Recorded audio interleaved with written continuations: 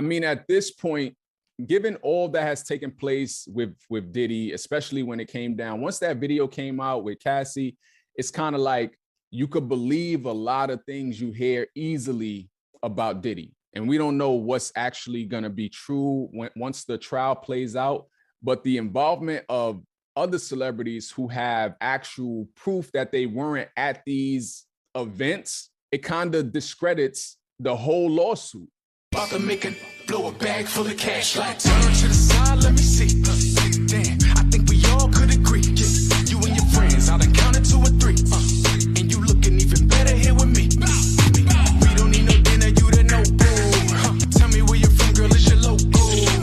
Got a couple dollars we could blow through. Take a couple trips, yeah, I could show you. Jump in my Impala, get the backseat going. That song you just heard is my new joint. It's called Blow a Bag. You can find it on all streaming platforms. Just search Hollywood, Blow a Bag. Send it to your friends. Add it to your playlist. Appreciate you for listening. Now let's get ready to get into what's hot in these blogs. First up, Hov is back in the blogs. Who knew the famous 99 Problems would involve a bunch of unfounded allegations with him and Diddy? I know at this point, it got to be kind of annoying as well as frustrating to keep having your name put out there in association with this case. This time, a new lawsuit has come out by a man named Joseph Manzaro.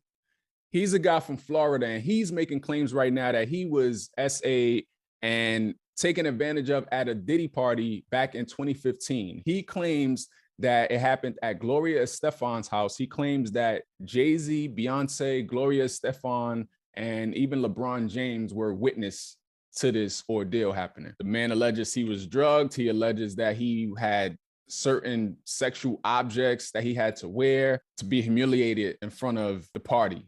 Gloria Estefan and Jay-Z both immediately denied these allegations and released statements. Gloria Estefan's statement reads, Gloria and Emilio Estefan strongly deny the allegations made. The property in question was never a home where Gloria and Emilio resided, but it is rather a house they owned for family use. There were no parties thrown at that property between 2012 and 2019. We have all necessary documentation to support these facts and were provided to the court. Jay-Z's lawyer released a statement, and he said Jay-Z wasn't in Florida at the time to witness this incident. He was engaged in easily findable public activities that proves he was not at this event. This is more nonsense that erodes the trust of our justice system. It's crazy. The fact that these lawsuits are able to continue to happen without any type of foundation of fact checking even is dangerous. It has been, and it continues to be for real victims, but here we are yet again. And Diddy's team also released a statement about it. They said, this complaint demonstrates the depraved lengths plaintiffs will travel to garner headlines in a pursuit of a payday. They said no sane person reading this complaint could credit this story. Mr. Combs looks forward to having his day in court where these lies and the perverse motives of those who told them will be revealed.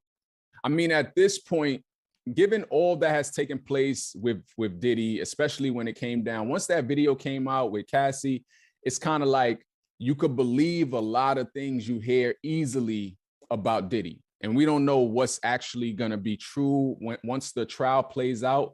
But the involvement of other celebrities who have actual proof that they weren't at these events, it kind of discredits the whole lawsuit. I don't know. These people might want to keep their complaints just to Diddy, someone who is in such a vulnerable state that it can be believed, and leave these other names out, especially if you don't have proof to back your claims, because people nowadays, they're not sitting by. They're not just going to be quiet and just let the media run with just the headlines of the allegations. We just watched this whole thing play out with the last lawsuit that involved the Jane Doe, and it included Jay-Z's name, and that ended up getting dismissed. And yet another day, more claims. I don't know, man. All I know is, as I said before, if ever someone accuses someone of SA or even just like any type of vile accusations like the ones we're hearing now, if it proves to be unfounded, they need to be sued. They need to be taken to court. They need to feel the wrath of what happens when you try to ruin someone's reputation. But we'll see how it plays out. Diddy's trial is set to begin next month. This has nothing to do with that. These lawsuits are kind of separate civil suits. But the actual Diddy trial is set to begin next month, and it was revealed that Cassie is set to take the stand against him. So that's going to be a whole spectacle in itself. I'm looking forward to it. Let's move on. What else is hot in these blogs? Dawn Robinson, formerly of En Vogue, she made the blogs a couple weeks ago when she revealed that she's been living in her car for the last 3 years. Well, we have an update. Dawn Robinson has said that she will remain in her car until she has a solo career resurgence. Dawn Robinson did an interview with People magazine where she doubled down on the fact that she's not homeless. She doesn't consider herself homeless. This is a choice she's making to be staying in her car. And she said, I could have stayed in that hotel and let my manager continue to pay and pay and pay. She said, but I decided to take control of my situation. She said, I'm proud of what I've done. Every day I have to make this work, and I have done it quite well. She said, car life, until you're in it, you don't know the freedom of what it is. From the outside, the perception is that it's a very small, compact car, and it's not. Inside, it's very roomy. I don't know what kind of car she got, but if you ever been in a car and tried to do some things, it is kind of small, unless you're in like an SUV or something. I don't know what kind of car she got, but and then speaking about what would get her out of the car, she said, when I build my career to what I want it to be, and when I have a resurgence of my career, that's when I'll decide that it's going to be enough of my car life and I will be in my house or my apartment. So, hey, there you have it. It's by choice. And until things start going her way career-wise, she's going to stay in her car. Hey, more power to you, Dawn. Let's move on. Last but not least, what's hot in these blogs? TikTok was set to be banned over the weekend. I had no idea, honestly.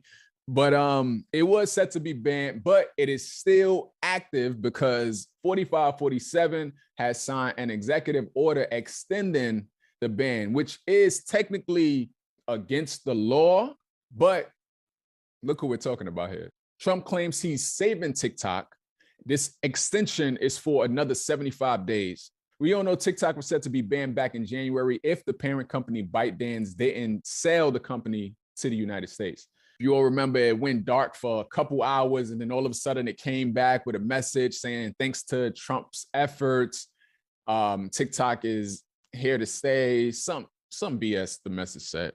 But apparently they were still working out a deal during this time. And while they were working out that deal, they allowed TikTok to remain active, but we were reaching the deadline again. According to sources, there is a deal, or at least there was a deal on the table that was very close to being signed. But with the announcement of the new tariffs that Trump has put on to China, the deal has apparently fell through. Trump posted on his Truth social platform, he said, my administration has been working very hard on the deal to save TikTok, and we have made tremendous progress. He said the deal requires more work to ensure all necessary approvals are signed. According to sources, this deal that was in place and ready to be signed, it would have seen a number of venture capital, private equity funds, and tech giants invest in the company that will control TikTok's U.S. operations. And TikTok's China-based owner, ByteDance, would have retained a 20% stake in the company. And that is to comply with the law that was put in place. That law says that ByteDance can't retain more than 20% of the platform.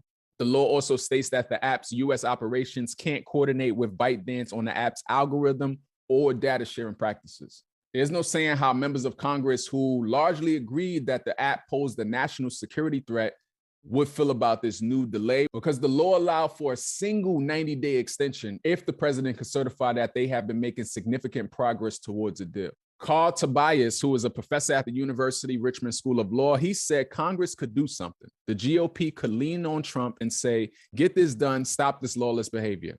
He said the first extension was not right. It violated what Congress intended, which was to protect national security, and this just compounds that whole issue.